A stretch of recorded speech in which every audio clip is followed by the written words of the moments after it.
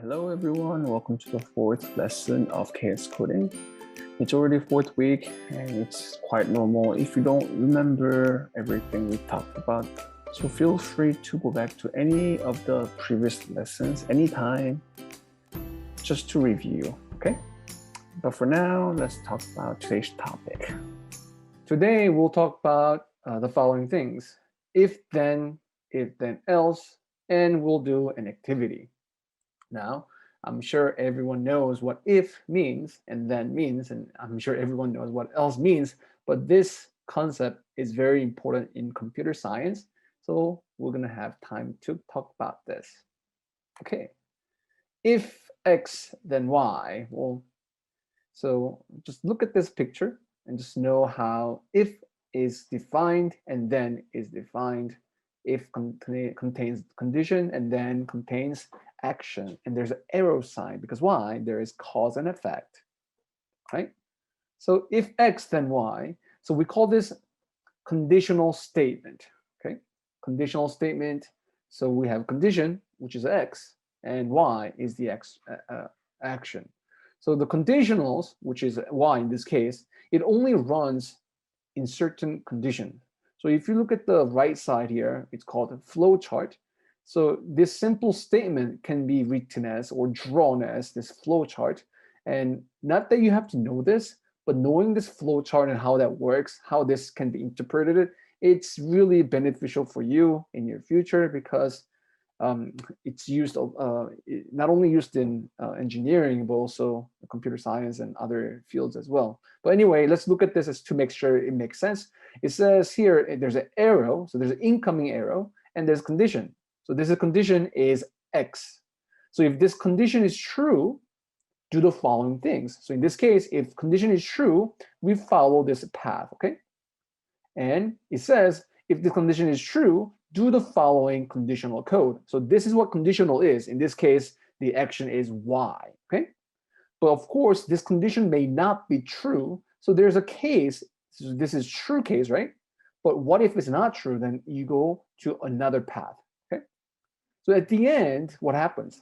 At the end, either way, you end up with the same point. But the difference is that if you go through true, you do this action. But if you go through the false, there's no action, okay? So this is called conditional statement, okay? Let's do an example. Let's say we are playing a game where players, or there are two players, let's say there are two players and they draw a card from standard deck of cards. Now, I'm sure a lot of people know what standard deck of card is, but we'll talk about what it is very soon, okay? But anyway, continuing, and gets a point for drawing a red card. So that means whenever someone draws a red card, then the player gets a point, okay? But just in case for the people who do not know what deck of card is, this is what deck of card looks like, okay? So basically we have four different suits. We have clubs, we have spades, heart, diamond, and as you can see, these two suits are black and these two are red. So that means we have half of the cards that are black, half of the cards that are red. Now, as you can see here, for each suit, you have different types of cards. We have ace, and we have numerical values from 2 to 10. And we have here at the end, jack, queen, king. We call this face cards, okay? Now, you don't have to know all this, but just know that when we talk about standard deck of cards, we're talking about their total of 52 cards. Now, each suit has 13. Of course, you can count 1 through 10 is 10, 11, 12, 13. There are 13 for each suit. So that means there are 26 black cards and there are 26 red cards, right? I'm making this into like math class, but just in case you didn't know, here it is, all right? So let's get back to our question. So our question is this: if we're playing a game, each player draws a card, and if the person gets a red card, the player gets a point.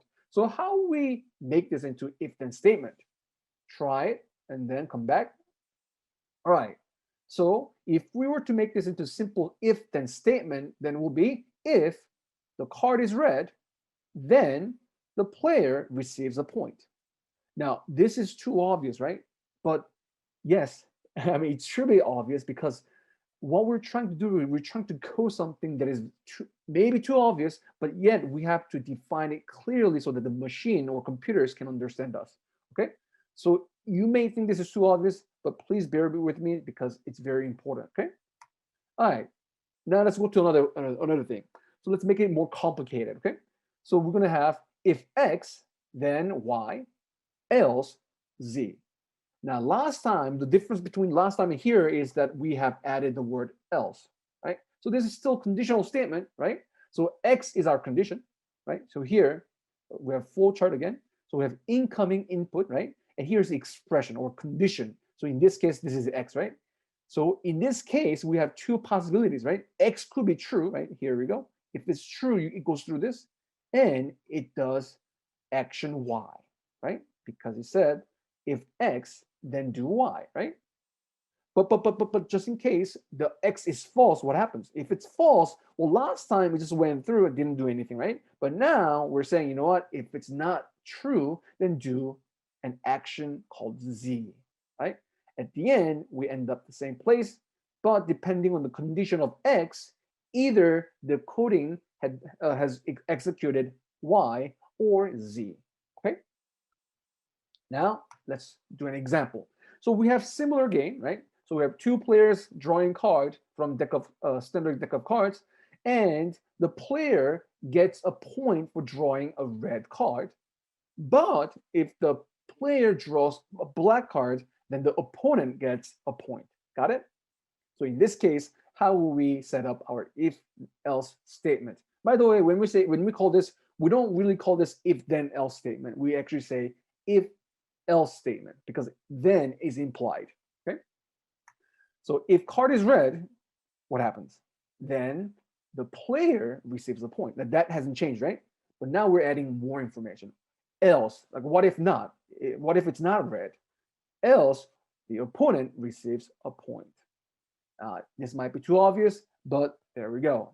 That's how easy if else statement is. And it's one of the most important thing in programming.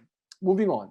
Now there are two exercises. I want you to read this. So pause the video and try to write out your own if then else statement.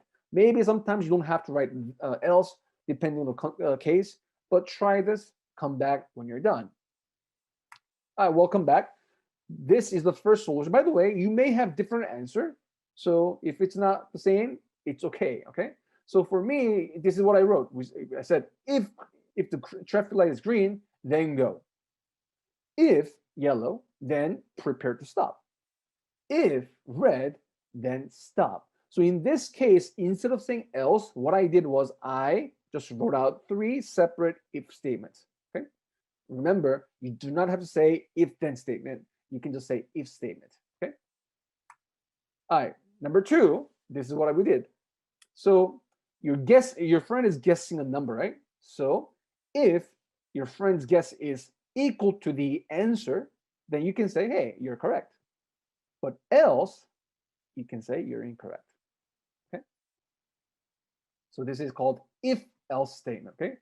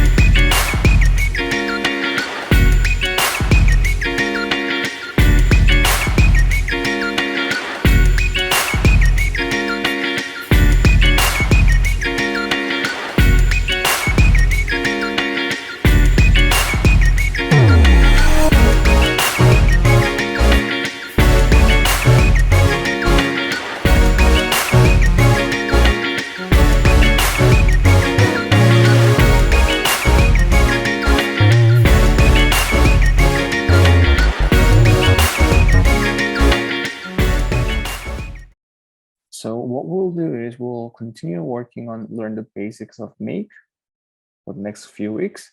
And today we're going to focus on I am maker. I am a maker. So what materials do we need for today? Let's look at that. So we're going to need Arduino board Uno. we're gonna need power cable, we're gonna be needing breadboard, and we need male-to-male jumper cable. Male just simply means there are metal parts at the end, okay? So make sure that both ends have metal parts. And we're gonna need piezo buzzer. This is speaker that makes buzzing sound. Not so pleasant, but let's go to creating circuit. So to create a circuit, you're gonna need Arduino board, and then breadboard. Then we'll place the buzzer in breadboard. So what's important is not the number or color of the wire, but make sure that positive side goes to number 9 and the negative side goes to the ground, okay? All right, let's start coding. So the first challenge is to turn on the sound and after 1 second, turn off. All right, so we have two options. One is when Arduino is turned on and the other one is forever.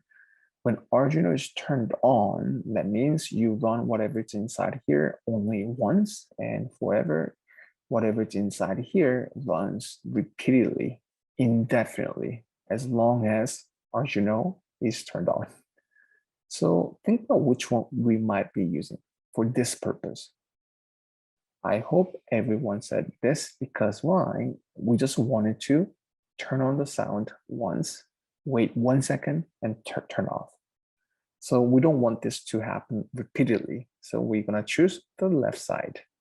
So what we want to do is we want to turn this on. Now pin number 5, let's make sure that's the right number.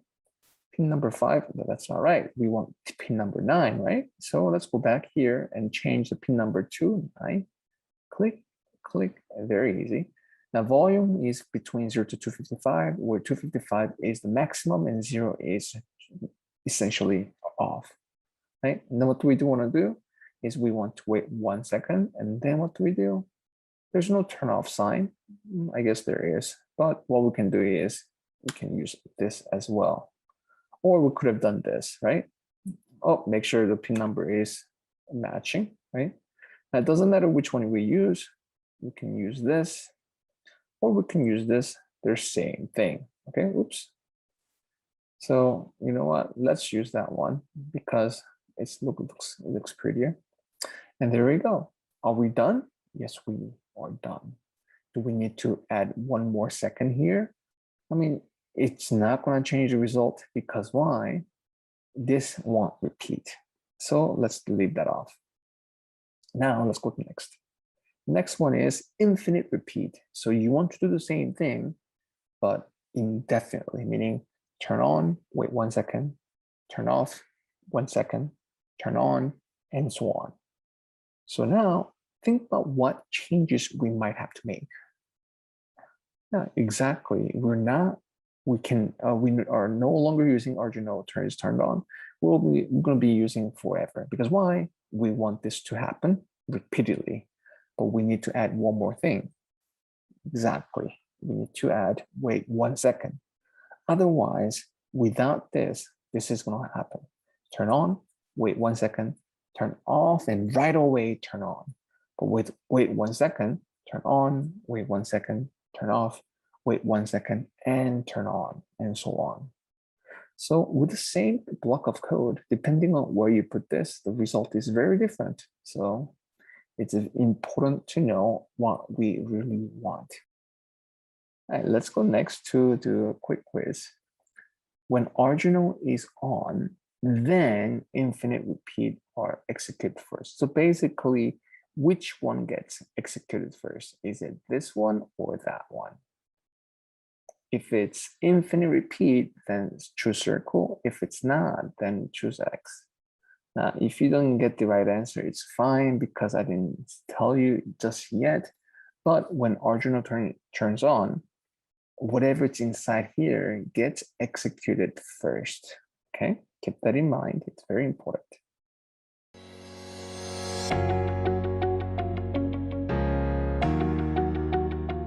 All right, let's try to make it. So this is the Arduino board, Uno board. We talked about this last week. And this is called breadboard, and this is called jump wire. Now, if you look at the jumper wire, you'll see that they are connected together, but we just need two today. So what we want to do is we want to pull two of them. Now, to do so, just hold and just pull. And you'll see that it can separate it just by doing so. Now we need something called piezo buzzer, and we need power cable as well. Alright, it's because we talked about Arduino board last time, we'll talk about breadboard today. Now if you look at the breadboard, you'll see a line going through in the middle, but we'll look at the upper part. Now on the top of it, you see blue line and the red line. You'll see numbers below. Can't really see in the screen, but please look at them because you'll see numbers 1 through and so on. But today we'll be using number 14 and 17, so keep that in mind. So let's take a look at piezo buzzer. If you look at carefully on the top, you'll see positive sign for plus sign. Even in the bottom part, if you look at them, you'll see which one is positive side and negative side. So today what we're going to do is we'll put the positive side to number 17, negative side to number 14, and just press firmly. Right? It's important that you put positive to 17 and negative in 14. Now we'll take these jumper cables. The purple one you'll put in the plus sign, and the white one the negative sign. So purple one goes to 17, white is 14. The color doesn't matter, but it's important that you remember what goes into what number. So we'll take this purple wire which is connected to positive, take the Uno board, if you go to the top, I'm not sure you remember this, but we'll put the wire in pin number 9. And for the white one, which is the negative side, well, if you look at the bottom part and the power, you'll find something called G and D. There are multiple of them. Doesn't matter which one. You put the white wire in G and D. And let's review. The purple wire is from positive side, which is number 17, goes to Arduino board number 9, and the white wire comes from negative side of the buzzer and goes to the ground. And remember, all this information is in the app as well. Now let's connect the board to the power source, which is our tablet or smartphone, and see what happens. So when the power is turned on, you'll see 2 red lights like this, which is a good sign. And let's try to send the code to the Arduino board from our smartphone. Now once you do that, you'll see this light blink. It's a good sign. The reason why it only buzzed once is because we used when Arduino is turned on, which means it will only run once. So now let's put the code in forever and see what happens.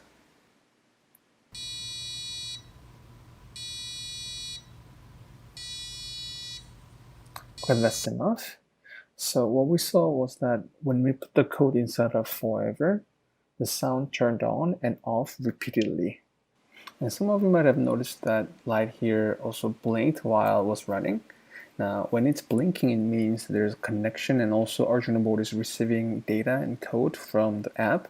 So if light is not blinking, there's a connection problem. So if you face this problem, please do leave a comment in the video or Google Classroom, and we'll answer you as soon as possible with our best ability. Hopefully everyone had fun using the code we just made with this project. Even if you don't have kit, don't forget you can use simulation with the app. So please do have fun and learn. If you have any question, please leave a comment. Thank you everyone, and see you next week.